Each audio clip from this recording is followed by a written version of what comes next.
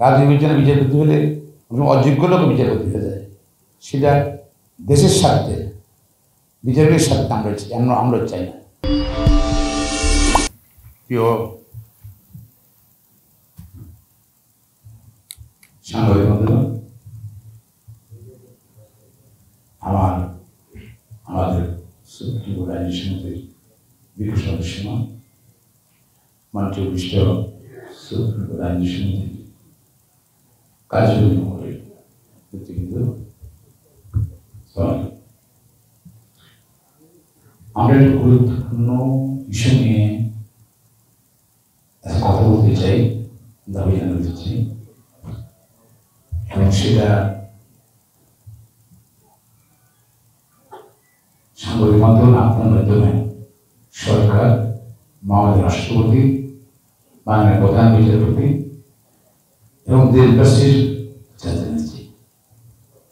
সেটা হলো, আপনারা জানেন দীর্ঘদিন দাবি ছিল, সংবিধান প্রবর্তনের পর থেকে দাবি ছিল যে বিচারক নিয়োগের নীতিমালা করতে হবে, আইন করতে হবে, এবং যুগ যুগ ধরেই আইনের অ্যাবসেন্সে, শূন্যতায় সুপ্রিম কোর্টের হাইস্ট কোর্টে বিচারক নিয়োগ ছিল মূলত যোগ্যতা, সততা, অভিজ্ঞতার ভিত্তিতে নয়। কিছু কিছু হচ্ছিল সামান্য, বেশিরভাগ হচ্ছিল দলীয় চিৎকুলের মাধ্যমে, রাজ্যের মাধ্যমে, যেহেতু কোনো নীতিমালা ছিল না। এবং এই সরকার আসার পরও একই অবস্থা ছিল। আমরা সারা দেশ আইনজীবীরা সুপ্রিম কোর্ট বার অ্যাসোসিয়েশনের পক্ষ থেকে সবসময় কিন্তু সচেতন ছিলাম, সরকারি আদালত এখানে বিচারপতি নিয়োগে আইন থাকতে হবে, এবং যারা ব্যক্তিত্ব সম্পূর্ণ, সৎ,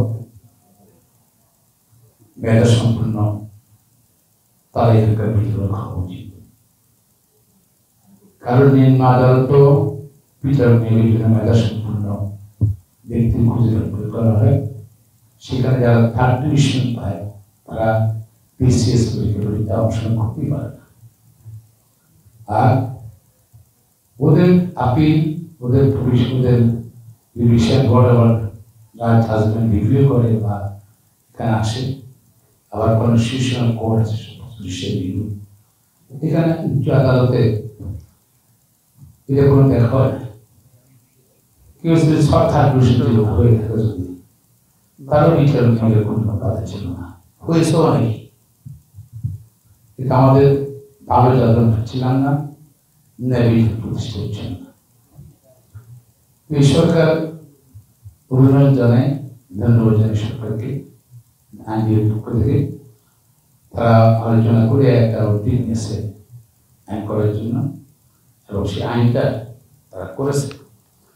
সেটা হলো বাংলাদেশ সুপ্রিম কোর্টের বিচার নির্দেশ 2025 সালে আইন করেছে।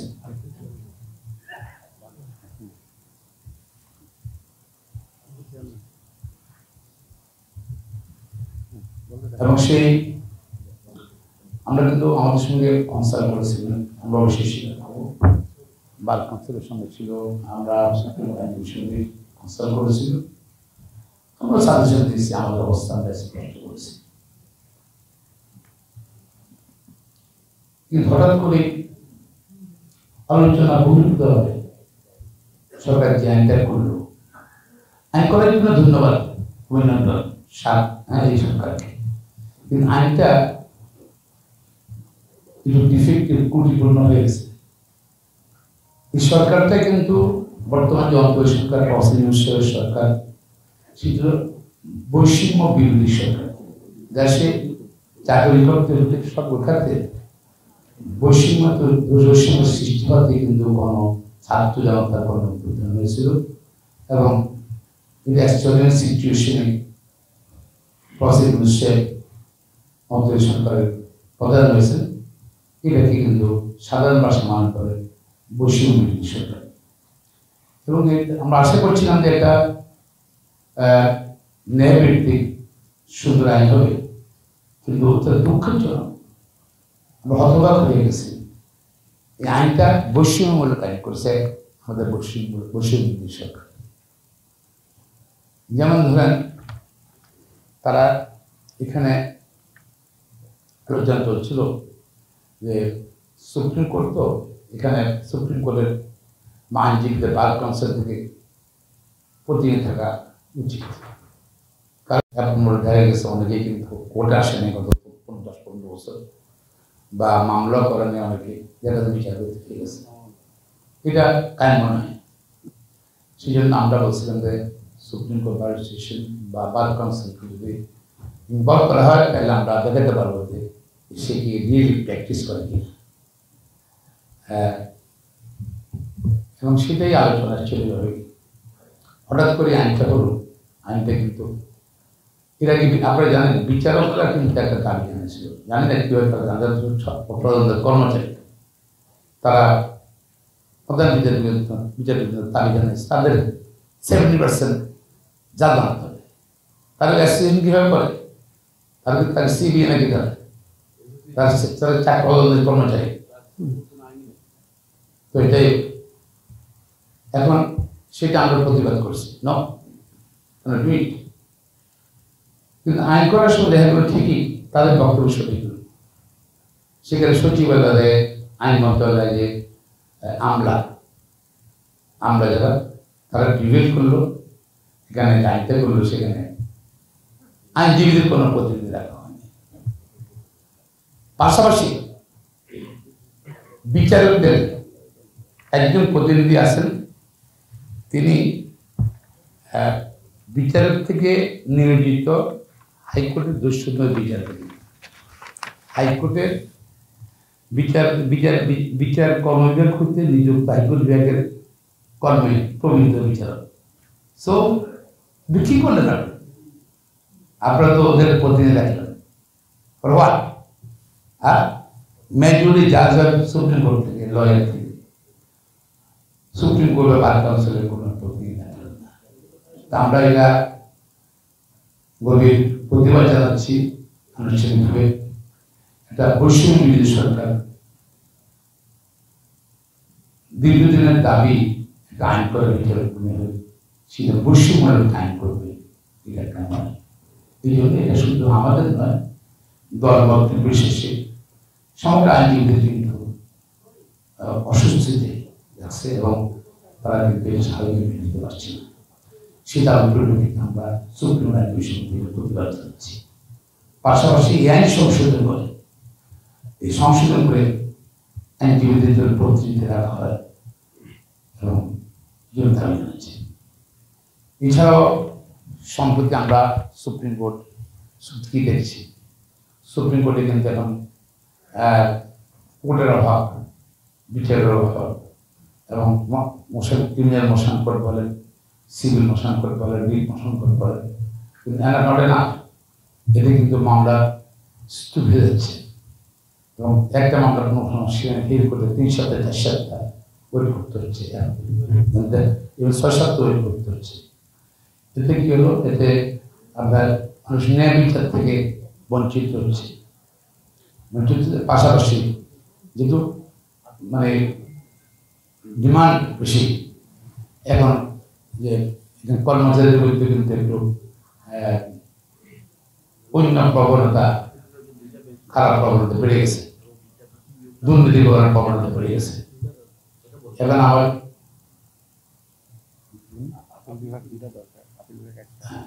তো সেই জন্য কিন্তু আমাদের যদি দুর্নীতি ছড়ায় পড়ে, যদি সেটা নিয়ন্ত্রণের বাইরে চলে যাবে। আমরা অনতিবিলম্বে সুপ্রিম আইনজীবী সমিতি অনতিবিলম্বে সুপ্রিম কোর্টের হাইকোর্ট ডিভিশনে বিচার প্রতিনিধি করার জন্য অনুরোধ জানাচ্ছি এবং নতুবা সুষ্ঠু বিচার কার্য ব্যাহত হচ্ছে, মানুষ নেবে বঞ্চিত হচ্ছে। পাশাপাশি আপিলের ডিভিশনে কিন্তু অনেক মামলা জড়িত হচ্ছে, বারবার বলতেছে মামলা অনেক, মামলার বোঝা কিউ কমাতে হবে, কিন্তু গত বিচার স্বল্পতার কারণে হাইকোর্ট ডিভিশনে মামলা জমা যাচ্ছে, আপিল ডিভিশনও আগে 2টা ব্রাঞ্চ ছিল, যেখানে বিচার প্রার্থীতে আশা করছিল আইনজীবী আশা করে 3টে ব্রাঞ্চ হবে, সেখানে মধ্যে আজকে একটা ব্রাঞ্চ হয়ে গেছে এবং সেই নিষ্পত্তি অত্যন্ত স্লো। আমরা পাশাপাশি সুপ্রিম কোর্ট আপিল ডিভিশনও অনতিবিলম্বে বিচারক নিয়োগ করার জন্য অনুরোধ জানাচ্ছি, দাবি জানাচ্ছি। সো আমাদের সামারি করে নেই। প্রথম হলো এই বৈষম্য বিরোধী সরকার যে বৈষম্যমূলক আইন বিচারক নিয়োগের আইন করেছেন সেটা সংশোধন করে অনতিবিলম্বে সুপ্রিম কোর্টের আপিল ডিভিশনে এবং হাইকোর্ট ডিভিশনে পর্যাপ্ত বিচারপতি নিয়োগের জন্য দাবি জানাচ্ছি এবং পাশাপাশি বিচার প্রার্থীরা খুবই ক্ষতিগ্রস্ত হচ্ছে, দেরি হচ্ছে মামলা নিষ্পত্তিতে, সেই জন্য নিজের ন্যায়বিচারের স্বার্থে মনে করি করা উচিত। আশা করি প্রফেসর ইউনূস আমাদের সরকার ডক্টর প্রফেসর ইউনূস তিনি আমাদের বক্তব্য অনুধাবন করবেন, সংশোধন করবেন, অনতিবিলম্বে মহামান্য রাষ্ট্রপতির কাছে বিচারক নিয়োগের জন্য ব্যবস্থা গ্রহণ করবেন এবং এই কাউন্সিলে যে বিচারক নিয়োগের যে কাউন্সিল করছে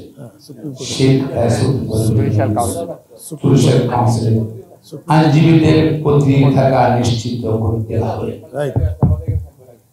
এবং এটা ডিসক্রিমিনেটরি আইন, এই আইন দিয়ে বিচার নিয়োগের কোনো কার্যক্রম চলতে পারে বলে মনে করি।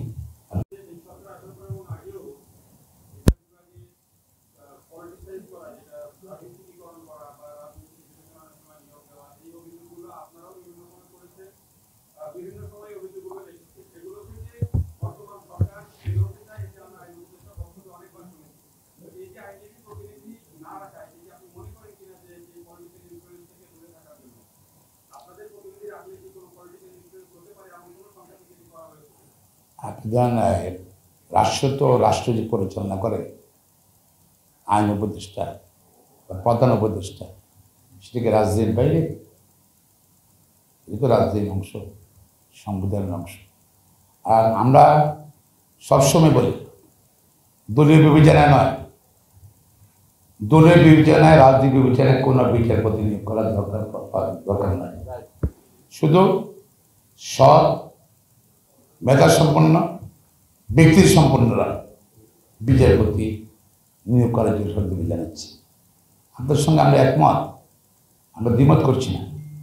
রাজনীতি বিবেচনা বিচারপতি হলে অযোগ্য লোক বিচারপতি হয়ে যায়, সেটা দেশের স্বার্থে বিচারকের স্বার্থে আমরা চাই না।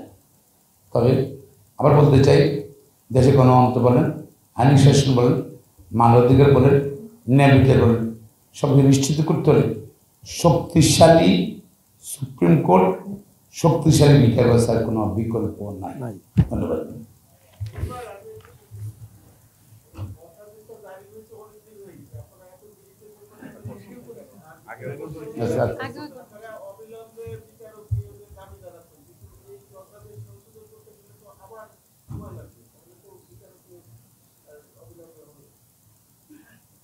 ধন্যবাদ উপস্থিতির জন্য। প্রথমে আমরা প্রথমেই এটা কিন্তু এই সংসদ হওয়ার সঙ্গে সঙ্গে কিন্তু প্রতিবাদ জানাইছিলাম। আমি সভাপতি হিসাবে নিঃশব্দের মনে আছে, আমি কিন্তু সুপ্রিম বারের শ্রেষ্ঠ অংশ, আমার এই বন্ধুদের অংশ নিয়ে একজন, তার মানে আমরা সবাই 14 জন সদস্য, আমি যাদের সদস্য সেদিন জানিয়েছিলাম। আজকে আমরা আনুষ্ঠানিকভাবে সবাই জানাচ্ছি, সেদিন দেরি করিনি, ইমিডিয়েটলি করেছি। আর এটা দেরি হবে না, কারণ আপনি দেখেন যে এখন যে আমরা যেটা নিন্দা জানাই, এটা শিশুকে কীভাবে নির্যাতন করা হয়েছিল এবং সেই শিশু নিয়ে আমাদের আইন উপদেষ্টা, মাননীয় আইন উপদেষ্টা বললেন যে আইন সংশোধন করা হবে, আগে 1 সপ্তাহের মধ্যে আইন সংশোধন করা বলেছে এবং সেখানে 90 দিনের ভিতরে বিচার সম্পন্ন করতে হবে। এটা আইন, এটা তো এখন পার্লামেন্ট নেই, পার্লামেন্ট নাই, তো অর্ডিন্যান্সের মাধ্যমে করতে হবে। এটা আপনারা যদি এটা সেই আইনটা আসি সংশোধন করে যদি মন্ত্রী তুলে এক সপ্তাহ ইভেন 5 দিন 4-5 দিনের প্রশ্ন যদি চাই সদিচ্ছা থাকে মনে চাইলে যেহেতু আইনটা দেখলে মনে হয় যে বসিয়ে হলো আমার মনে হয় যে এই সরকারের যদি আলোচনা এক্সপ্লেন করে সরকারের সবাই একমত হবে যারা বিবেক তারা একমত হবে এটা কোনো এক সপ্তাহ লাগবে 5 দিন লাগবে ম্যাটার ডিসিশন আমি কি করতে চান এই যে এটা নারী নবনাগরিক পরিবর্তন করলাম এক সপ্তাহ এটা বললে দিতে পারবেন না এক সপ্তাহ এটা ইম্পর্টেন্ট আপনি সকলকে ধন্যবাদ।